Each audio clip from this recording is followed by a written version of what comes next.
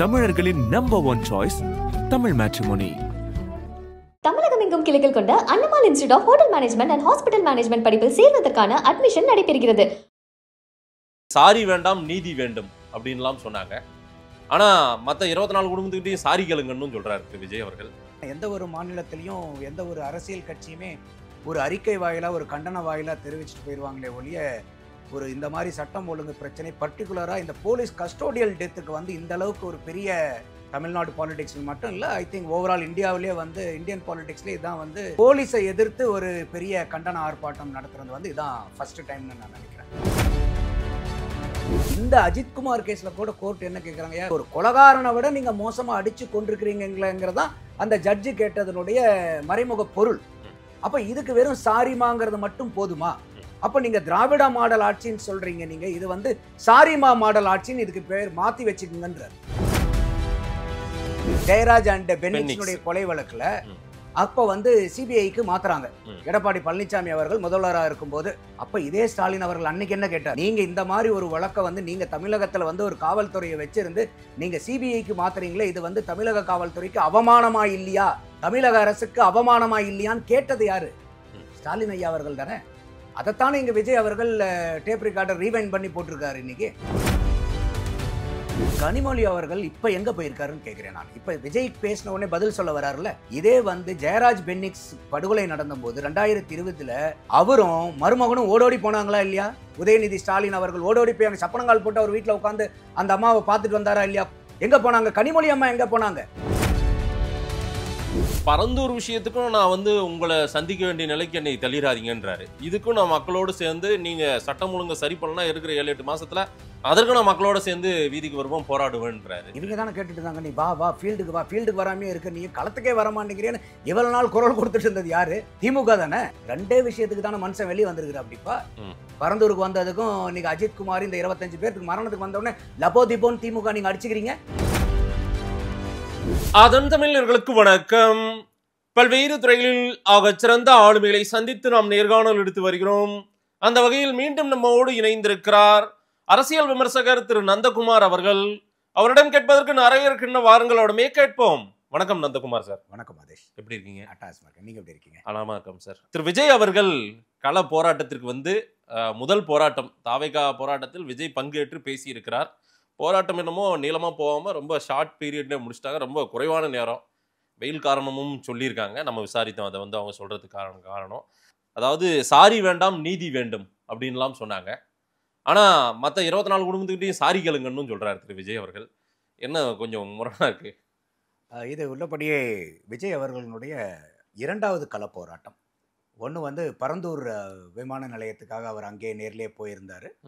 இது வந்து செகண்ட் போராட்டம். இல்ல, ஒரு போராட்டம் அனௌன்ஸ் பண்ணி அவங்க பண்றது இதுதான். பரந்தூரும் போராட்டங்கிற மாதிரி தான் பண்ணாங்க. அது அதில் அவங்க வந்து முழுமையாக போய் நடத்த முடியாத அளவுக்கு கெடுபிடிகள்லாம் பண்ணி அதை வண்டியிலிருந்தே அவர் பேசிட்டு வந்துட்டார். இதுக்கு வந்து கமிஷனர் கூட இல்லை, நாங்கள் வந்து எதுவுமே அனுமதியெல்லாம் மறுக்கல, நாங்கள் கொடுத்தது தானே, இல்லை அவங்களா நினச்சிட்டு கோர்ட்டுக்கு போயிட்டாங்க, எல்லா கட்சிக்கும் நாங்களும் கொடுக்குறோம் அப்படின்னு சொல்லிட்டு கமிஷனர் அவர்களும் சொல்லியிருக்காங்க. இது உள்ளபடியே வரவேற்கக்கூடிய ஒரு போராட்டம். ஏன்னா எந்த ஒரு மாநிலத்திலையும் எந்த ஒரு அரசியல் கட்சியுமே ஒரு அறிக்கை வாயிலா ஒரு கண்டன வாயிலா தெரிவிச்சுட்டு போயிடுவாங்களே ஒழிய ஒரு இந்த மாதிரி சட்டம் ஒழுங்கு பிரச்சனை பர்டிகுலரா இந்த போலீஸ் கஸ்டோடியல் டெத்துக்கு வந்து இந்த அளவுக்கு ஒரு பெரிய ஆர்ப்பாட்டம் எடுத்தது வந்து I think this is the first time. Tamil Nadu பாலிடிக்ஸில் மட்டும் இல்லை, ஐ திங்க் ஓவரால் இந்தியாவிலேயே வந்து இந்தியன் பாலிடிக்ஸ்லேயே இதான் வந்து போலீஸை எதிர்த்து ஒரு பெரிய கண்டன ஆர்ப்பாட்டம் நடத்துறது வந்து இதான் ஃபர்ஸ்ட் டைம்னு நான் நினைக்கிறேன், if my memory cos right. அதோட காலங்கள் சிறிதான அளவில் இருந்தாலும் அதனுடைய தாக்கம் வந்து ரொம்ப பயங்கரமாகவே இருந்துச்சு. ஒரு பழமொழி சொல்லுவாங்க இல்லையா, கடுகு சிரித்தாலும் காரம் போதாது அப்படின்பாங்க இல்லையா. அந்த மாதிரி வந்து விஜய் அவர்கள் இந்த போராட்டத்தை எடுத்தது இளைஞர்கள் மத்தியில் வந்து இது ஒரு பெரிய ஒரு பேசுபடு பொருளாக ஆயிருக்கு. நீங்கள் சொன்ன மாதிரி அவங்க அந்த மேடையில் நின்று அவங்க பேசினது எல்லாமே ஒரு டோட்டலாக பார்த்தோம்னா ஒரு 25-26 நிமிஷங்கள் தான். ஆனால் அதுக்குள்ளார அவங்க ஏற்படுத்தின தாக்கம் பப்ளிக்கு கிட்ட வந்து இந்த போராட்டம், இதில் பேசப்பட்ட பொருள்கள், இது எல்லாம் போய் மக்கள்கிட்ட சேர்ந்தது வந்து ரொம்ப துரிதமாகவே சேர்ந்துருக்குன்னு சொல்லலாம். அதுதான் எப்பயுமே சொல்லுவாங்க இல்லையா, அதாவது வந்து messenger is more important then the message அப்படின்பாங்க. அவரு விஜய் அவர்கள் பேசின கருத்துக்கள் வந்து பலவேறு இடத்துல பேசின கருத்துக்கள் தான். இருந்தாலும் விஜய் அவர்கள் வந்து அந்த கருத்தை பத்தி பேசும்போது அதனுடைய பவர் வந்து பெரிய அளவுக்கு மாறுது. அதான் messenger is more important than the message. அதான் சார், சாரி எல்லாம் வேண்டாம், நீதி வேணும்ன்றாரு. மற்றவங்களுக்கும் சாரி சொல்லுங்கன்னு கேட்குறாரு. அதுதான் நான் கேட்ட முதல் கேள்வி. இல்லை, அது வந்து ஒரு என்ன சொல்றதுன்னா, அவரு நீங்க வந்து திராவிட மாடல் அரசுன்னு சொல்லிட்டு எந்த கொம்பனாலும் குறை சொல்ல முடியாதுன்னு அவ்வளோ இருமாப்போட இருக்கிற ஒரு முதலமைச்சர் நீங்க. அப்ப நீங்க போய் இந்த மாதிரி நடக்கக்கூடாத விஷயம் நடந்துருச்சு, சாரிமா அப்படின்னு நீங்க கேட்குறீங்க. இது முத தடவை இல்லையே. கோர்ட்டே வந்து 24 போலீஸ் கஸ்டோடியல் டெத் ஏற்கனவே நடந்திருக்கு. அப்போ இது வந்து 25வது மர்டருங்கிறது கோர்ட்டே கேட்குறாங்க. அப்போ அவர் அதுதான் கேட்குறாரு. இது வந்து ஏதோ முதல் நிகழ்வா இது நீங்க மன்னிப்பு கேட்கறதுக்கு? இது 25வது நிகழ்வு. அதாவது ஒரு தடவை நடந்துச்சுன்னா அதுக்கு பேரு வந்து தவறு நடந்துருச்சுன்னு சொல்லலாம். சரி, தொடர்ந்து 25வது தடவையா நடக்குதுன்னா இதுக்கு பேர் தப்பு வேற, தவறு வேற. அப்போ இந்த மாதிரி நீங்க தெரிஞ்ச 25வது கஸ்டோடியல் டெத் நடக்கும்போது வெறும் ஒருத்தர்கிட்ட மட்டும் நீங்க மன்னிப்பு கேட்டு என்ன பிரயோஜனம்? அது நீங்க ஒவ்வொரு தடவையும் வந்து ஒரு அநீதி நடக்கும்போது பூரா நாங்க இரும்பு கரம் கொண்டு அடக்குவோம் தான் ஸ்டாலின் ஐயா அவர்கள் இவ்வளவு நாள் சொல்லிட்டு இருக்காரு.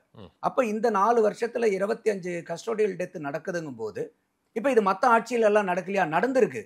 ஆனா இங்க கேள்வி கேட்கப்பட வேண்டிய கட்டாயம் என்ன வருதுன்னா, எதை எடுத்தாலும் நாங்க திராவிட மாடல் பாருங்க, எல்லா அரசாங்கமும் எங்களை பார்த்து எல்லா விதத்திலையும் காப்பி அடிக்கணும், அந்த அளவுக்கு நாங்க எந்த கொம்பனும் குறை சொல்ல முடியாத அளவுக்கு நாங்க ஆட்சியை நடத்திட்டு இருக்கிறோம்னு இவ்வளோ தூரம் நீங்க வந்து இதை பிரபலியப்படுத்தி இல்லாத ஒன்றை இருக்கிறதா பெருமைப்படுத்தி பேசுறதுனால வந்த வினை தான் இது. அப்போ இந்த இடத்துல அதை தான் அவர் கேட்குறாரு. அப்போ நீங்க இவர் ஒரு நபருக்கு வந்து நீங்க மன்னிப்பு கேட்டிருக்கீங்க நடந்த தவறுக்கு, ஆனா இது வந்து தப்பு. அப்போ இதுக்கு முன்னாடி நடந்த 24 பேர்த்துக்கிட்டையும் நீங்க பண்ணின தப்புக்காக ஏன் நீங்க மன்னிப்பு கேட்கல? அப்போ அதெல்லாம் வந்து என்ன ஜஸ்டிஃபை பண்ணக்கூடிய மர்டரா? அதுல கூட வந்து பாத்தீங்கன்னா ஒரு அம்மா பேசுவாங்க. அது நான் ஏற்கனவே பல இதில் பேசியிருக்கேன். 17 வயது இருந்த பையன், அந்த பையன் 17 வயசு, ஆல்மோஸ்ட் 96 இடத்துல இன்ஜுரி. இப்போ இந்த அஜித்குமார் கேஸ்ல கூட கோர்ட் என்ன கேட்குறாங்க, ஐயா கொலகாரம் கூட இவ்வளோ அடிச்சிருக்க மாட்டானே ஐயா, ஒரு கொலை செய்யப்படுற நபர் கூட இந்த அளவுக்கு காயம்பட்டிருக்க மாட்டாரு. அப்போ நீங்க ஒரு கொலகாரனை விட நீங்க மோசமா அடிச்சு கொண்டிருக்கிறீங்கிறதான் அந்த ஜட்ஜு கேட்டதனுடைய மறைமுக பொருள். அப்ப இதுக்கு வெறும் சாரிமாங்கிறது மட்டும் போதுமா? அப்ப நீங்க திராவிட மாடல் ஆட்சின்னு சொல்றீங்க, நீங்க இது வந்து சாரிமா மாடல் ஆட்சின்னு இதுக்கு பேர் மாத்தி வச்சுக்கங்கன்றார். இது எவ்வளவு பெரிய ஒரு பவர்ஃபுல்லான ஒரு இது அரசியல் ரீதியான ஒரு வார்த்தை தான். இல்ல, அதுதான் முழுக்கவே இந்த போராட்டத்தை வந்து திமுக கூட்டணி கட்சியில சில தலைவர்கள் பேசுறது எல்லாமே அவர் வந்து ஒரு அரசியல் நோக்கத்தோடு இது செய்கிறார். இது பாதிக்கப்பட்டவங்களுக்காக அவர் நின்ன மாதிரி தெரியல, தன்னுடைய அரசியலுக்காக திமுகவை விமர்சிக்க, திமுகவை திட்டுவதற்காக. ஸ்டாலின் ஐயா அவர்களே சொல்லியிருக்காரா இல்லையா? அரசியல் பண்ணாம அவியலா பண்ணுவோன்னு சொல்லியிருக்காரா இல்லையா இவரு? அப்ப அவரு சொன்னது தானே. அதாவது ஒரு பழமொழி இருக்கலாம், வினை விதைத்தவன் வினை அறுப்பான், திணை விதைத்தவன் திணை அறுப்பான்ல. அப்ப நீங்க வந்து நாங்க அரசியல் பண்ணாம அவியலா பண்ணுவோன்னு இதே ஸ்டாலின் ஐயா அவர்கள் தானே எதிர்கட்சியா இருக்கும்போது கேட்டது. அப்ப ஸ்டாலின் அவியல் பண்ண மாட்டாரு, விஜய் போய் அவியல் பண்ணி உட்காந்து சாப்பிட்டுட்டு இருக்கணுமா? என்ன இது டபுள் ஸ்டாண்டர்டு? எல்லாத்து நிலையிலையும் உங்களுக்கு டபுள் ஸ்டாண்டர்டு. அப்ப எதிர்கட்சியா இருக்கும்போது நீங்க மட்டும்தான் அரசியல் பண்ணணுமா? மற்ற எதிர்கட்சியில இருக்கக்கூடிய யாருமே அரசியல் பண்ணக்கூடாதா? அதை நெப்போலியன் தான் ஒரு படத்துல, அந்த எஜமான்கிற ஒரு படத்துல சொல்றாரு, கல்யாண வீடுனாலும் சரி கருமாரி வீடுனாலும் சரி மாலையும் மரியாதையும் எனக்கு தான் உழுவணும்னு நெப்போலியன் சொல்லிட்டே இருப்பார் அந்த படத்துல. அந்த மாதிரி ஸ்டாலின் ஐயா அவர்கள் என்ன, எப்ப எது போராட்டம்னாலும் அவர் மட்டும்தான் அதை செய்யணுமா? அரசியல் வந்து அவர் மட்டும்தான் செய்யணுமா? வேற யாரும் அரசியல் செய்யக்கூடாதா தமிழ்நாட்டுல? அப்ப அதுதானே இன்னைக்கு நீங்க விதைச்சவனுடைய வினையத்தானே நீங்க இன்னைக்கு அறுவடை பண்ண வேண்டிய சூழ்நிலையில இருக்கீங்க. திமுக பிஜேபி பின்னாடி போய் ஒளிந்து கொள்கிறது அப்படின்னு அவர் சொல்றாரு. சிபிஐக்கு மாத்தினதே பிஜேபி கிட்ட போய் ஒளிஞ்சுக்கிறதும் பிஜேபி கிட்ட போய் நிக்கிறதாவும் திரு விஜய் போர்ட்ரேட் பண்றாரு. அப்படி ஏன் இப்படி ஒரு போர்ட்ரேட்? அதாவது இது வந்து கையை மீறி போய்விட்டது, இந்த வழக்கு நாங்கள் நடத்தினால் அது சரியா இருக்காதுன்னு தான் சிபிஐ கிட்ட கொடுக்குறோன்றத கூட தெளிவுபடுத்திட்டாங்க. ஆனாலும் அது பிஜேபி கூட போய் ஒளிஞ்சுக்கிறது, பிஜேபி பக்கத்தில் நின்னுக்கிறது, அது எங்களுக்காக பயந்து தான் அப்படின்றாரு விஜய். இதுக்கும் பதில் ஸ்டாலின் ஐயா அவர்கள் ஏற்கனவே சொல்லியிருக்காரு. நீங்க கேட்கிற கேள்விக்கு பூராமே ஸ்டாலின் ஐயா ஏற்கனவே வந்து பதில் சொல்லி வச்சிருக்காரு. நீங்க டேப் ரெக்கார்டர் மட்டும் திருப்பி பிளே பண்ணா போதும். என்னது? ஏன்னா இதே வந்து ஜெயராஜ் அண்ட் பென்னிக்ஸினுடைய கொலை வழக்குல அப்ப வந்து சிபிஐக்கு மாத்துறாங்க. எடப்பாடி பழனிசாமி அவர்கள் முதல்வராக இருக்கும்போது. அது இல்லாம அந்த டைம்ல வந்து ஒரு 7-8 போலீஸ் ஆபீசரெல்லாம் அரெஸ்ட் பண்ணிட்டாங்க. முதல்ல கோர்ட் பரிந்துரைச்சு அரெஸ்ட் பண்ணல, அவங்களே வந்து ஒரு மாநில அரசாங்கமா இருக்கும்போதே அவங்களே வந்து அரெஸ்ட் பண்ணி அதுக்கப்புறம் சிபிஐக்கு டிரான்ஸ்ஃபர் பண்ணும்போது அரெஸ்ட் பண்ண போலீஸோட தான் அந்த கேஸை மாத்துறாங்க. அப்ப இதே ஸ்டாலின் அவர்கள் அன்னைக்கு என்ன கேட்டாரு? நீங்க இந்த மாதிரி ஒரு வழக்கை வந்து நீங்க தமிழகத்துல வந்து ஒரு காவல்துறையை வச்சிருந்து நீங்க சிபிஐக்கு மாத்துறீங்களே, இது வந்து தமிழக காவல்துறைக்கு அவமானமா இல்லையா, தமிழக அரசுக்கு அவமானமா இல்லையான்னு கேட்டது யாரு? ஸ்டாலின் ஐயா அவர்கள் தானே. அதைத்தானே இங்க விஜய் அவர்கள் டேப் ரெக்கார்டர் ரீவைண்ட் பண்ணி போட்டிருக்காரு இன்னைக்கு. அப்ப அவர் பிளே பண்ண கேசட்டை இன்னைக்கு இவர் பிளே பண்றாரு. திமுக எதிர்ப்பு நெடி அதிகமா இருந்தால் இங்கு வாக்குகளை அறுவடை செய்ய முடியும்னு விஜய் நினைக்கிறாரா என்ற கேள்வியை திமுக தரப்பினர் வந்து அதை வைக்கிறாங்க. திமுகவை திட்டினா ஓட்டு வாங்கிடலாம் அப்படின்ற எண்ணப்பாட்டுல விஜயுடைய அரசியல் இருக்குது. திமுக எதிர்ப்பு மட்டுமே விஜயனுடைய ஒட்டுமொத்த நெடியா இருக்கு அப்படின்ற ஒரு பார்வையை சொல்றாங்களே. இல்ல, மக்கள்கிட்ட நீங்க ஓட்டு வாங்கணும்னா மக்களுக்கான அரசியல் பண்ணாதான் வந்து உங்களுக்கு ஓட்டு விழும். இன்னைக்கு திமுக வந்து மக்கள் எதிர்ப்பு அரசியல் அவங்க பண்ணிட்டு இருக்கிறனால இன்னைக்கு திமுக எதிர்ப்பு பெற வேண்டிய கட்டாயத்துல எதிர்கட்சிகள் இருக்கு. ஏன்னா இன்னைக்கு தமிழகத்துல ஆளுங்கட்சி யாரு? திமுக தானே. அப்ப இன்னைக்கு அரசாங்க ரீதியா நடக்கக்கூடிய, என்னைய பொறுத்த வரைக்கும் நாமளே இதை ஏற்கனவே டிஸ்கஸ் பண்ணியிருக்கோம், இந்த அஜித்குமார் படுகொலைங்கிறது வந்து போலீஸ் டெரரிசம். அப்ப அந்த போலீஸ் துறையை கையில வச்சிருக்கிறது யாரு? ஸ்டாலின் ஐயா அவர்கள். நீங்க தான் வந்து உள்துறை மந்திரியாகவும் இருக்கீங்க, முதலமைச்சராகவும் இருக்கீங்க. அப்ப இதை வந்து ஸ்டாலின் அவர்கள் குற்றச்சாட்டு சொல்லாம இதை எப்படி நம்ம கடந்து போக முடியும்? இல்ல, உணர்வா பார்க்கும்போது திரு ஸ்டாலின் அவர்கள் தன்னுடைய ஆளுகைக்கு கீழே இருந்த காவல்துறையில தவறு நடந்திருக்கு, அவங்க பண்ண தப்புன்றதை தான் அவர் சாரின்று வழக்காட்டு மொழியிலேயே போயிட்டு அப்படியே சொல்லிட்டார். வழக்கமா என்னங்க மன்னிச்சிருங்க, தவறு நடந்துருது அப்படின்றத ஒத்துக்கிறாங்கல்ல. அது சாரிமான்னு கேட்டது மாதிரி தப்பு நடந்திருக்குன்ற மாதிரி தானே. அது எங்க அதை கடந்துட்டு இல்ல அதை கண்டுக்காம அவங்க போயிட்டதா பார்க்கப்படுகிறது. அதுதான் நான் சொன்னேன், இது முதல் கஸ்டோடியல் டெத்தில் இந்த சாரி கேட்டிருந்தா வரவேற்க தகுந்தது. 25வது கஸ்டோடியல் டெத். அது இல்லாம இது எப்ப நடக்குது? அவங்க போலீஸ்ல வந்து வலிப்பு வந்து இறந்துட்டாங்கன்னு எஃப்ஐஆர் ஃபைல் பண்றாங்கல்ல. எஃப்ஐஆரே இல்ல கேஸ் விசாரிக்கும் போது. இந்த அஜித்குமாரை கூட்டிட்டு போய் அடிச்சு சாகடிக்கும் போது இது என்னைய பொறுத்த வரைக்கும் கஸ்டோடியல் டெத்தும் கிடையாது மதேஷ். இது வந்து it's a case of abduction, ஆள் கடத்தல் வழக்கு. எந்த விதமான ஒரு அரசாங்கப்பூர்வமா அதிகாரப்பூர்வமான கம்ப்ளைண்ட் எதுவுமே போலீஸ் ஸ்டேஷன்ல இல்லாம நீங்க ஒரு ஆளை வந்து லாக்அப்ல இருந்து வெளியே கூட்டிட்டு போயிட்டு அந்த கோசாலையில வச்சு அடிச்சுதான் அவங்க வந்து அந்த இடத்துல வந்து உயிர் போயிருக்கு. அப்ப இது வந்து கஸ்டோடியல் டெத்து கூட இல்லை. அதை தான் கோர்ட்டே தெளிவா கேட்கிறாரு ஜட்ஜு. ஏடா, கொலை பண்ணும்போது கூட இவ்வளவு காயங்கள் நேர்ந்திருக்காதே. ஒரு கொலை பண்ணணுங்கிற ஒரு நோக்கத்துல செய்யறவங்க கூட ஒரு மனிதாபிமான அடிப்படையில் ஏதோ ஒன்று யோசிச்சிருப்பானே. ஒரு காவல்துறையில் இருக்கிற நீங்க விசாரணைக்கும் போது இப்படியா விசாரிப்பீங்க ஒரு இதை? அப்ப இவ்வளோ வரும்போது நீங்க மன்னிப்பு கேட்கறது போதுமானதா? இப்போ ஒரு சாதாரணமா வந்து இப்ப எல்லாருமே வந்து கொன்னுட்டு ஐ எம் சாரி அப்படின்ட்டா முடிஞ்சு போச்சா? ஒரு கால் தெரியாம பட்டுருச்சு, அதுக்கு ஒரு சாரி கேட்கறது ஓகே. இது வந்து எவ்வளவு பெரிய ப்ரூட்டல் மர்டர், போலீஸ் ப்ரூட்டாலிட்டி. இது இது இது இது திமுக வந்து இன்னைக்கு வேற எந்த அமைச்சர் வந்து இதுல போலீஸ் துறையை வச்சிருந்தா கூட பரவாயில்ல, ஏதோ ஒரு வகையில் நம்ம அதை ஏத்துக்கலாம். நீங்க முதலமைச்சருடைய நேரடி கண்காணிப்புல இந்த துறையை வச்சிருக்கீங்க. எந்த கொம்பனாலும் குறை சொல்ல முடியாத ஆட்சியை நடத்திட்டு இருக்கிறோம். நீங்க தான் ஒவ்வொரு நாளும் 5 தடவை 10 தடவை மேடதோறும் சொல்லிக்கிட்டு இருக்கீங்க.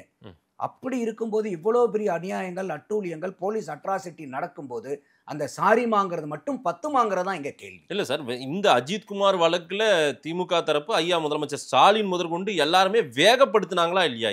இது வந்து இது பெரிய அளவுக்கு வந்து எஸ்கலேட் ஆயிடுச்சு, இது எல்லாரும் கையில எடுக்கிறாங்கன்ட்டு இதற்கான நடவடிக்கையில ரொம்ப துரித கதியில திரு ஸ்டாலின் அவர்களே வேக வேகமா சிபிஐ கொடுத்துட்டாரு, மறுநாளே. இது அவங்க அப்ரிஷியேட் பண்றவங்களுக்கு இதுல வேற வழி கிடையாது, அவங்களுக்கு வேற கதி கிடையாது. அவங்க அதுதான் அவங்க அந்த மூவ்மெண்ட் ஆக்ஷன் வந்து இது வேற மாதிரி போயிட்டு இருக்குது.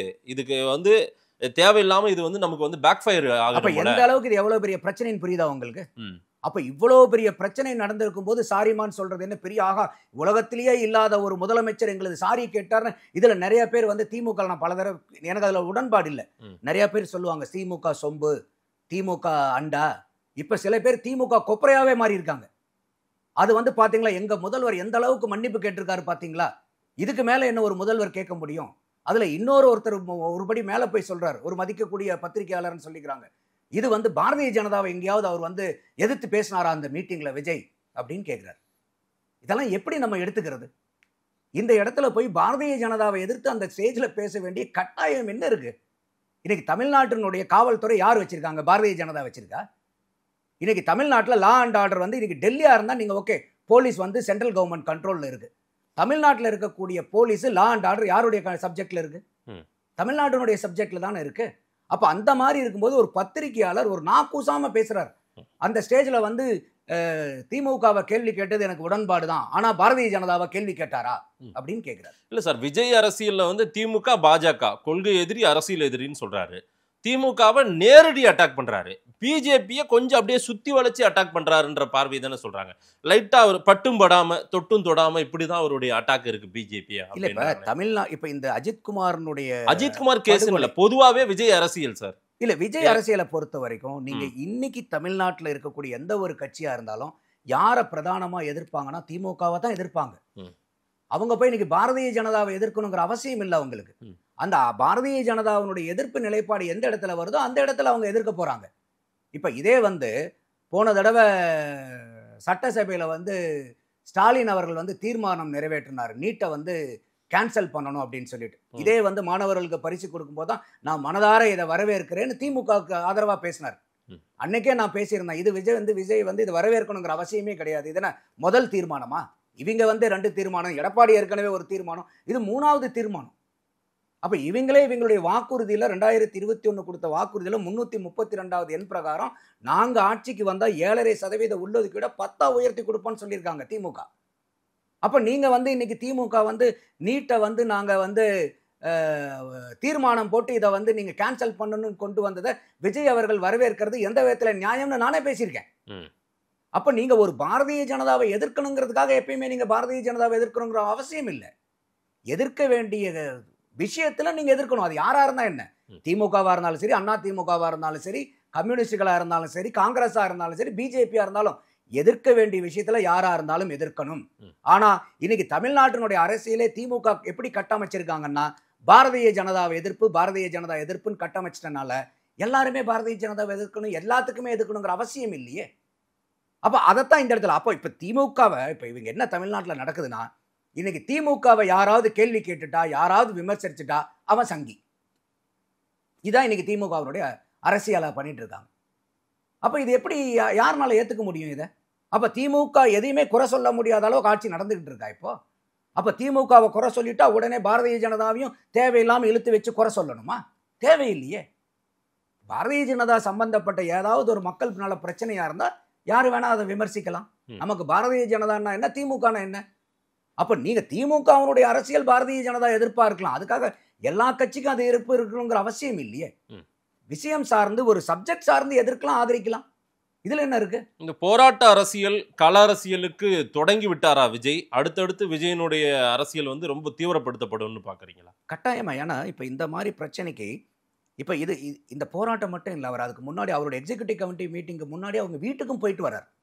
அந்த வீட்டுக்கு போகும்போது எந்த விதமான ஒரு அறிவிப்பும் இல்லை. இப்ப இந்த போராட்டத்துல கூட பாருங்க, இவர் வெறும் அஜித்குமாருக்காக மட்டும் இந்த போராட்டத்தை கையில எடுக்கல.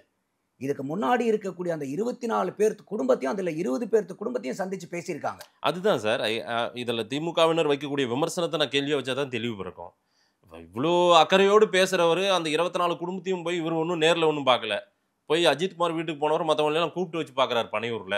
இந்த மாதிரி அரசியல் தானே பண்ணிருக்காரு விஜய் அப்படின்ற ஒரு பார்வையும் திமுக தரப்புல விமர்சனமா வைக்கிறாங்க. இல்ல, பனையூர்ல வெள்ளம் நிவாரணத்துக்கு கூப்பிட்டு கொடுத்ததை நானே விமர்சிச்சிருக்கேன்.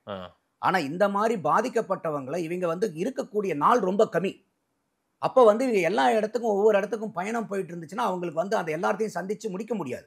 அதனால என்ன பண்ணியிருந்திருக்காங்க, எல்லாத்தையுமே கண்டறிஞ்சு, அதான் அவர் சொல்லியிருக்காரு, இதை வெறும் அஜித்குமாரோட மட்டும் இருக்கக்கூடாது, இதுக்கு முன்னாடி வரைக்கும் இது 25வது சொல்றாங்க, அத்தனை பேரையும் நீங்க குடும்பத்தை நம்ம மீட் பண்ணி ஆகணும், அவங்களுடைய குறைகளை கேட்டாகணும், இது சாதாரண பிரச்சனையா இருக்கிற மாதிரி தெரியல. நான் அதனாலதான் சொல்றேன், இந்த 20 குடும்பத்தை கூப்பிட்டு அவர் மீட் பண்ணனதே பெரிய விஷயம்ங்கிறேன் நான். யாருமே இதை செய்யல. அப்ப அதோட மட்டும் என்ன சொல்றாங்கன்னா, இதை நாங்க இப்படியே சாதாரணமா ஒரு கண்டன போராட்டம், ஒரு அடையாள போராட்டமா மட்டும் இது இருக்குன்னு நீங்க நினைச்சிடாதீங்க சிஎம் சார். இதை நீங்க இந்த 24 பேர்த்துக்கும் நீங்க அவங்களுக்கு நீங்க தக்க பதில் சொல்லி ஆகணும். இப்ப நீங்க இன்னைக்கு அஜித்குமாருக்கு பிராயச்சித்தம் தேடி இருக்கிறீங்க. என்ன பிராயச்சித்தம் தேடி இருக்கிறீங்க? நீங்க வீடு கொடுத்துருக்கீங்க, அவருக்கு வேலை வாய்ப்பு கொடுத்துருக்கீங்க.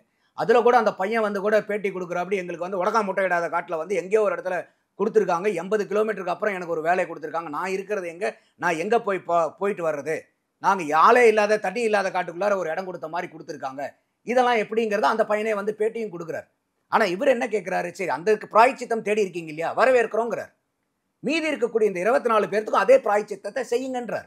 ஏன்னா இது எல்லாமே போலீஸ் புரூட்டாலிட்டி. கனிமொழி அவர்கள் இத்தனை நாள் நீங்க எங்க போயிருந்தீங்க? சினிமாவில் நடிக்கும் போது இந்த விஷயத்தெல்லாம் லாக்அப் டெத் எல்லாம் பலர் ஆதரிச்சு இருக்கிற மாதிரி தான் நீங்க எல்லாம் காட்சிகள் படுத்தப்பட்டிருக்குது.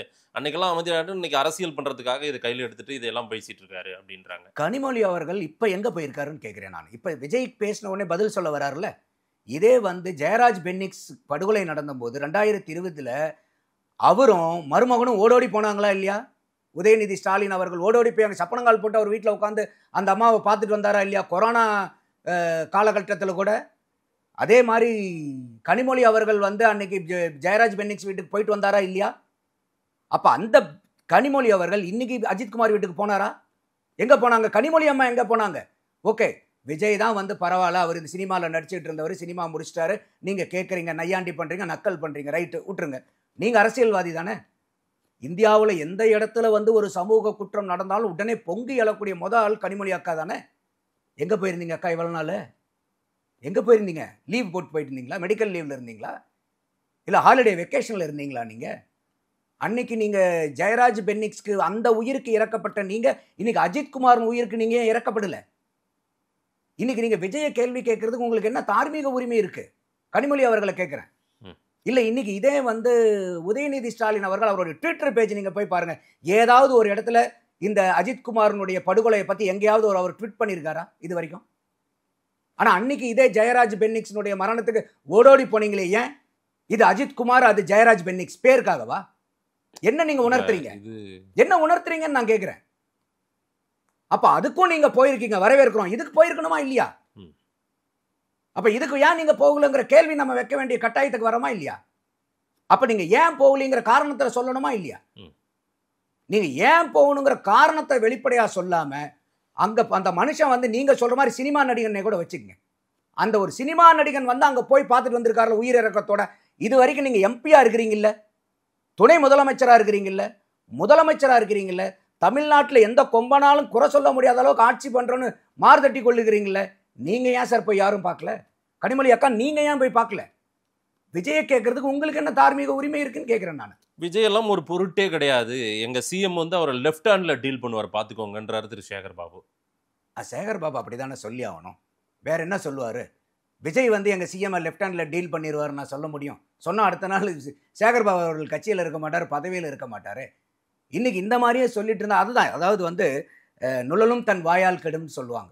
அந்த மாதிரி எந்த ஒரு நேரத்திலையும் எதிர்கட்சிகளினுடைய விமர்சனத்தை அதை ஒரு விமர்சனமாக எடுத்துக்கிட்டு நம்மளுடைய அரசாங்கத்தை, நம்மளுடைய அரசியல் ஆட்சியை எப்படி இன்னும் கட்டமைச்சுக்கணுங்கிறது பார்க்கறது தான் ஆளும் கட்சியினுடைய ஒரு வேலையாக இருக்கணும், அதுதான் பார்வையாக இருக்கணும். ஒருத்தர் வந்து ஒரு விமர்சனம் வச்சுட்டாவே அவர் எதுக்குமே லாக் இல்லாதவங்க, நாங்கள் வந்து லெஃப்ட் ஹேண்டில் டீல் பண்ணிடுவோங்கிற மாதிரிலாம் நீங்கள் பேசிக்கிட்டு இருந்தீங்கன்னா யாரை லெஃப்ட் ஹேண்டில் டீல் பண்ணுவாங்கங்கிறது நம்ம வருங்காலத்தில் சொல்லிடுவாங்க. அப்போ நீங்கள் இது வந்து நீங்கள் விஜய் மேலே வைக்கக்கூடிய விமர்சனங்கள் இல்லை. இப்போ இந்த விஷயத்துக்காக பேசக்கூடிய நானும் இதுக்கு ஆதரவாக பேசுகிறேன், நீங்களும் தான் ஆதரவாக இருக்கீங்க. இந்த மாதிரி படுகொலை நடந்திருக்கக்கூடாதுங்கிறதான உங்களுடைய ஸ்டாண்டும். அப்போ நம்மளை மாதிரி தமிழக மக்கள் அத்தனை பேர்த்தையும் வந்து எங்கள் முதலமைச்சர் லெஃப்ட் ஹேண்டில் டீல் பண்ணிடுவாருங்கிறதான நம்ம எடுத்துக்க முடியும். ஏன்னா அவர் வந்து இன்னைக்கு அந்த மாதிரி ஒரு குரல் டற்றங்களோட குரலாக தானே விஜய் அங்கே வந்து ஒழிச்சிருக்காரு. அப்போ அது வந்து நம்ம பாராட்டணும் இல்லை? அப்போ அது பாராட்டுறதுக்கு கூட மனசு இல்லைன்னா நாங்கள் வந்து லெஃப்ட் ஹேண்டில் டீல் பண்ணிடுவோம் அப்படின்னா என்னத்தை போய் நீங்க லெஃப்ட் ஹேண்ட்ல டீல் பண்ணிடுவீங்க? அப்படி இருக்கும்போது ஏன் இவ்வளவு பரிதவிப்பு பதப்பதைப்பு? விஜய் வரும்போது, விஜய் பேசும்போது யாரு பரிதவிப்பு? திமுக காரங்க தான். ஏன் இன்னைக்கு சேகர் பாபு இந்த அளவுக்கு பரிதவிச்சு லெஃப்ட் ஹேண்ட்ல டீல் பண்ணிடுவார்கள்? கண்டுக்காம போலாமே. ஒரு விஜய் அவர்கள் கண்டு திமுக பயப்படலன்னா ஏன் வந்து அவங்களுக்கு இவ்வளவு தூரம் வந்து எதிர்வினையாற்றணும்? ஓகே, அவங்க ஏதோ ஒரு பிரச்சனை நடக்குது, அதுல ஒரு போராட்டம் நடத்திட்டு இருக்காங்க, லெஃப்ட் ஹேண்ட்ல தானே சார், இதான் லெஃப்ட் ஹேண்ட்ல டீல் பண்றது? இல்லை சார், சிஎம் முதலமைச்சர் வந்து ஒரு நீண்ட கால அரசியல் அனுபவம் உடையவர், உங்களுக்கு தெரியும்.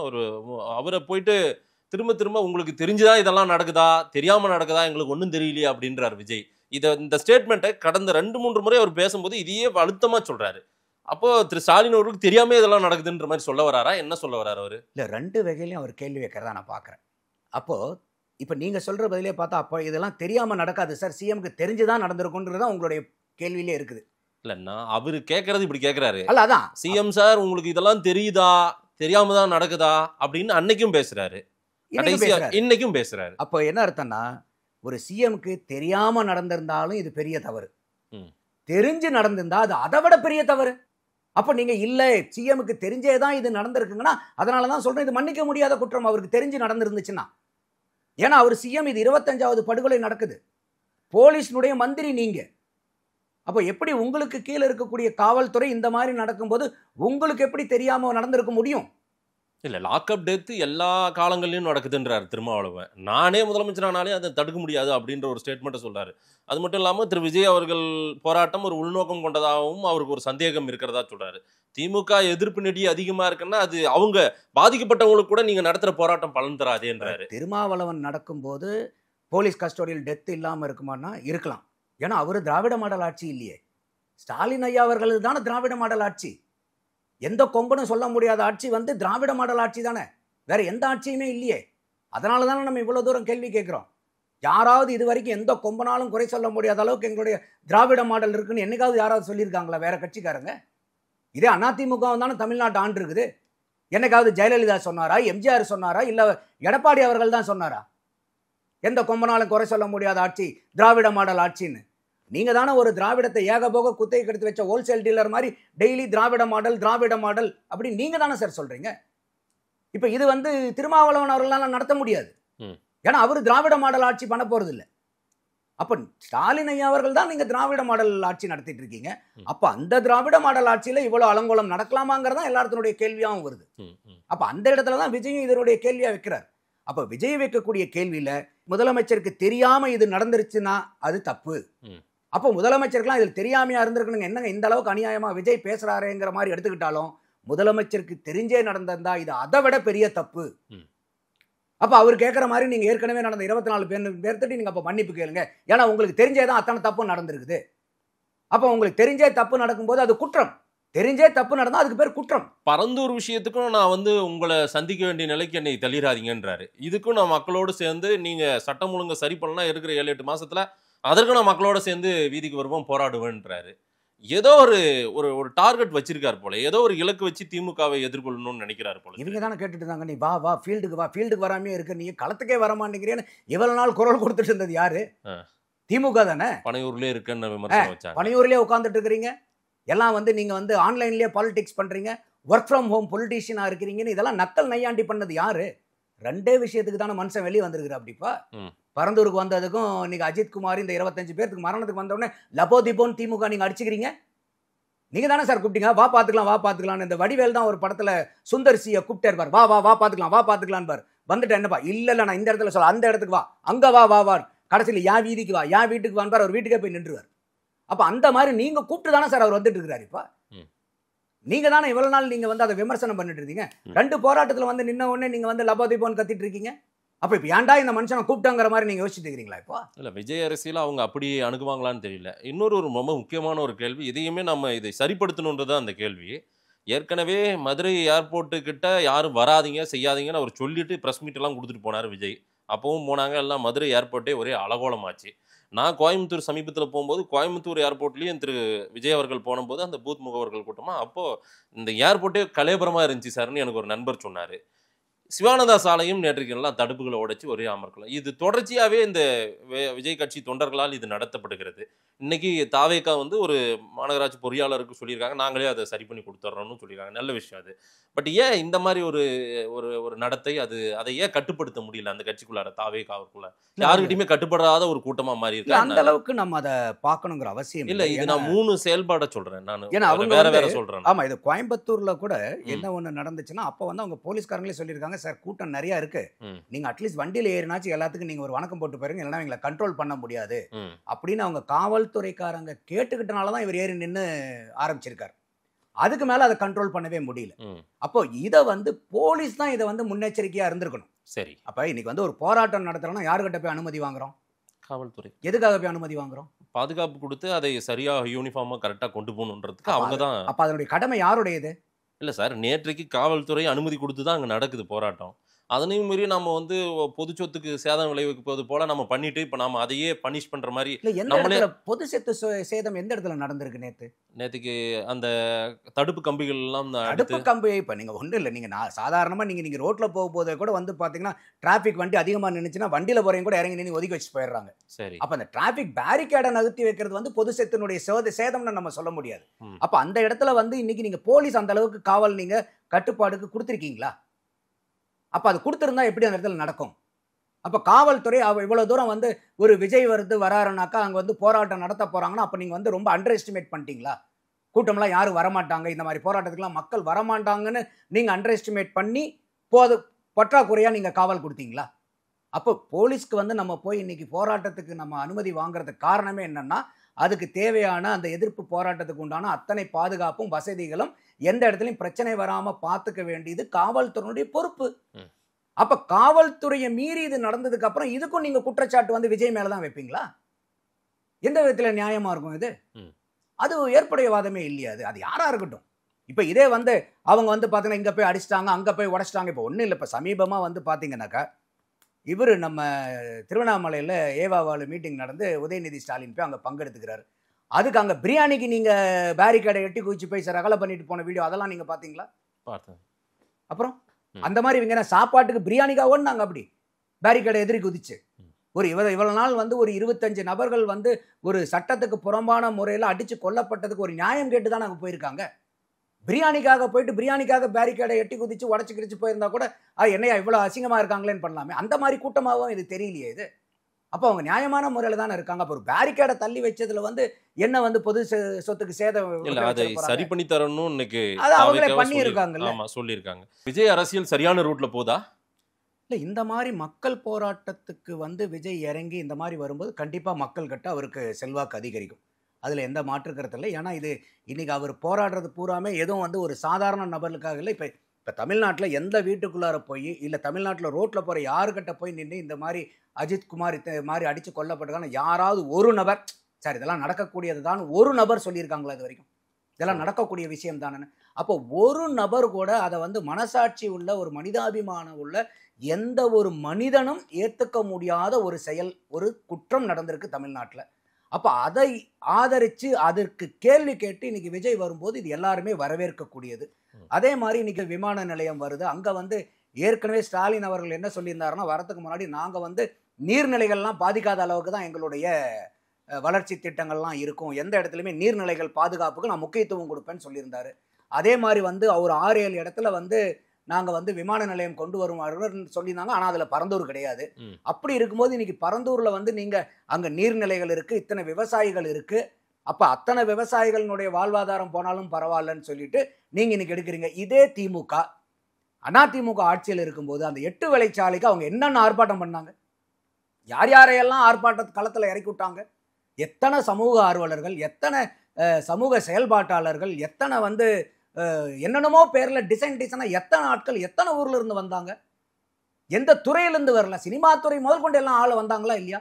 இன்னைக்கு நடந்துட்டு இருக்கக்கூடிய இந்த சட்டம் ஒழுங்கு பிரச்சனைக்கு யாராவது அந்த நபர்கள் எல்லாம் இன்னைக்கு நம்ம கண்ணுக்கு தென்பட்டு இருக்காங்களா? அன்னைக்கு அதிமுக ஆட்சியில் இருக்கும்போது போராட்டம் தெரிவித்த அறிக்கை விடுத்த அத்தனை நபர்கள், அது சினிமா துறையாகட்டும், இவங்க யாராவது இன்னைக்கு களத்தில் இருந்திருக்காங்களா? இந்த 4 வருஷத்துல நீங்க எங்கேயாவது பாத்தீங்களா அவங்கள? அப்ப ஏதோ ஒரு படத்துல தான் அந்த கர்ணன் படத்துல வரும்ல, கண்டா வர சொல்லுங்க அவனை கையோட கூட்டி வாருங்கன்னு. அந்த மாதிரி இன்னைக்கு அங்க எங்க போனாங்க இந்த சமூக செயல்பாட்டாளர்கள், சமூக ஆர்ப்பாட்டாளர்கள், நல்லிணக்க மேன்மையாளர்கள், இவங்களாம் எங்க போயிட்டாங்க? இப்போ திருப்பி வந்து அதிமுகவோ இல்லை வேற ஏதோ ஒரு கட்சி ஆட்சிக்கு வந்துட்டா இவங்க பூரா மறுபடியும் வருவாங்க. 5 வருஷத்துக்கு ஒரு தடவை இவங்க வெளியே வரக்கூடிய ஆற்றல் மிக இருந்தவர்கள் அவர்கள். 5 வருஷத்துக்கு ஒரு தடவை தான் இவங்க வெளியே வருவாங்களா? 5 வருஷம் ஆக்டிவா இருப்பாங்க, அதுக்கப்புறம் மறுபடியும் அதுக்கு அடுத்த 5 வருஷம் டார்மெண்ட் ஆயிடுவாங்களா? அவங்களுடைய போராட்டங்கள்லாம் அப்படிதான் இருக்குமா? அப்போ அன்னைக்கு நீங்க வந்து அந்த 8 வழிச்சாலையை எதிர்த்து எவ்வளோ போராட்டத்தை பண்ணினீங்கல்ல. அப்போ இன்னைக்கு வந்து பரந்தூர் விமான நிலையத்துக்கு வந்து அதே மக்கள் அதே மாதிரி போராடும் போது உங்களுக்கு ஏன் அது வந்து குறைபாடா தெரியலங்கிறதான கேள்வி. அப்ப நீங்க பண்ணுனா போராட்டம், மக்கள் நலம், அடுத்தவங்க பண்ணா அப்ப இதுதான் எந்த இடத்துலையுமே நீங்க திமுக வந்து எந்த விஷயத்தை எடுத்தாலும் எதை எடுத்தாலும் நீங்க இரட்டை நிலைப்பாடுன்னா மக்கள்கிட்ட நீங்க அம்பலப்பட்டு போய் நிக்கிறீங்க இல்லையா? எல்லாத்துலயுமே இரட்டை நிலைப்பாடு, எல்லாத்துலயும். அப்போ எப்படி இது மக்கள் யதார்த்தமா பார்த்தாவே அவங்களுக்கு புரிஞ்சிருமே, ஓ அப்படியா இதுதான் திமுகவா, டபுள் ஆக்டிங் திமுக வாங்குற மாதிரி ஆயிடும் இல்லையா? அப்போ ஸோ விஜய் போராட்டத்தை மக்கள் ஆதரிக்கிறார்கள், விஜயினுடைய மூவ் வந்து சரியாக தான் இருக்குன்றீங்க நீங்கள்? கட்டாயமா இது வரைக்கும் அவர் எடுத்திருக்கக்கூடிய 2 போராட்டமே ரொம்ப முக்கியமான போராட்டமாக இருக்குது. அது மாதிரி இனிமேல் வரக்கூடிய ஒவ்வொரு மக்கள் நலன் சார்ந்ததுக்கும் விஜய் அவர்கள் களத்துக்கு இந்த மாதிரி வரணும். ஏன்னா இப்போ களத்துக்கு நீங்கள் அவர் வந்ததுக்கு அப்புறம் தானே இன்னைக்கு திமுக இவ்வளோ தூரம் பரிதவிக்கிறாங்க. அப்போ நீங்கள் வந்து இந்த மாதிரி மக்கள் நல போராட்டத்துக்கு பூரா நீங்கள் வாங்க, வந்து குரல் கொடுங்க. அதுதான் உங்களுக்கு வந்து நீங்கள் ஒரு அரசியல் கட்சியாக தலைவராக இருக்கிறதுக்கு அழகு. அப்போ நீங்கள் வந்து மக்களுடைய குரலாக ஓங்கி ஒலிக்கணும். நீங்கள் மக்களுடைய நீங்கள் பிக் அண்ட் சூஸ் மாதிரி இருக்கக்கூடாது. மக்களுக்கு வந்து பாதிப்பு ஏற்படுத்தக்கூடிய ஒவ்வொரு பிரச்சனைக்கும் விஜய் அவர்கள் குரல் கொடுக்கறது மட்டும் இல்லாம இந்த அறிக்கை வாயிலா மட்டும் இல்லாம இந்த மாதிரி ஒரு கள அரசியலுக்கு இறங்கி அவங்க வேலை பார்க்க வேண்டிய கட்டாயத்துல இருக்காங்க. அப்ப நீங்க அந்த மாதிரி கள அரசியலை முன்னுக்கு எடுக்கும்போது மக்களுக்கு பார்ப்பாங்க, ஓகே விஜய் எடுக்கக்கூடிய அரசியல் என்னவா இருக்குது, அவர் வெறும் சும்மா திமுகவை மட்டும் எதிர்த்து பேசுறதுக்காக பேசுறாரா, இல்ல உண்மையாலுமே மக்களுடைய நலன் சார்ந்த அரசியல் மேல மக்கள் தானே எஜமானர்கள். இப்போ யார் என்ன பேசினாலும் மக்கள் தான் தீர்மானிக்க போறாங்க. அப்ப மக்கள் அதை பார்த்து எடப்படுவாங்க இல்லையா, யார் வந்து உண்மையாலுமே மக்களுக்காக பண்றாங்க, யார் வந்து டிராமா பண்றாங்கிறது மக்கள் அதை புரிஞ்சுக்கக்கூடிய அறிவு மக்களுக்கு நல்லாவே இருக்கு. மக்கள் புரிஞ்சுப்பாங்க. நேரில் வந்து நேரம் கொடுத்து பேசியதுக்கு நன்றி நந்தகுமார் சார். நன்றி மாதேஷ்.